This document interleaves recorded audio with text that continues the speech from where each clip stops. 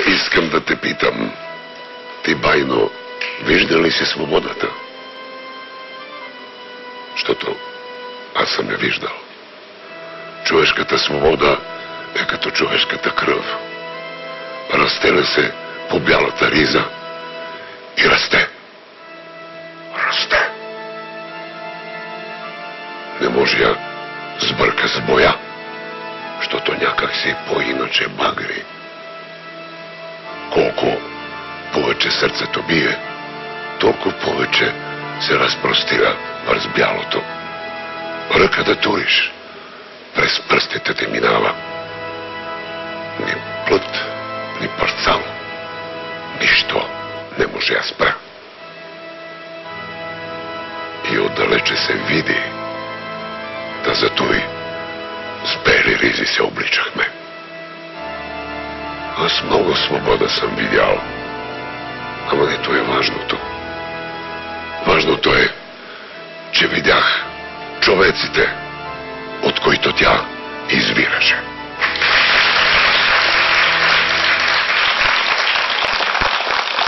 Три неща трябва да гледаш в човека, ако искаш да разбереш, можеш ли да му вярваш и може ли той да си държи на думата. Първо, трябва да гледаш дали той е човек тъгува за родното си място. Второ, гледай дали човекът помни приятелите си и дали ги търси.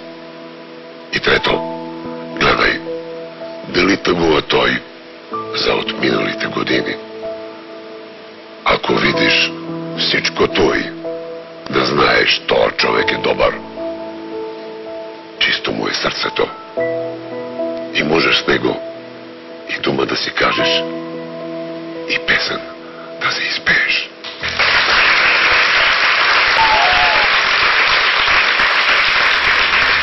И когато те дойде времето да избираш с кого да вървиш заедно, ей тогава да си помислиш какви хора искаш ти да имаш до тебе си. И искай такива, дето ще ти казват всичко. И хубавото, и лошото, и доброто, и кривиците. Защото ако искаш да имаш край тебе такива, дето ще правят след тебе каквото ти си правил, такива, дето ти като кимнеш с глава и те ще кимат. Хе-хей, че защо са ти? То ако е така, тя и сянката ти прави същото. Като искаш някой да повтаря по тебе, ходи сам, за сянката си.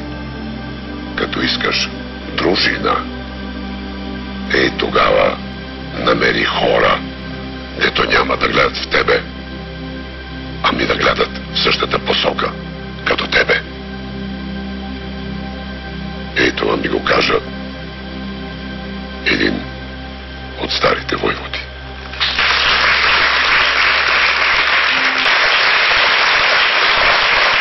Ми каза така една жена, да знаеш, че когато те обича една жена, тя ке ти прости всичко, що сториш.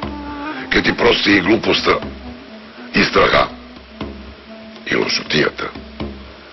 Ама когато жена не те обича, та нищо няма да ти прости, дори и смелостта.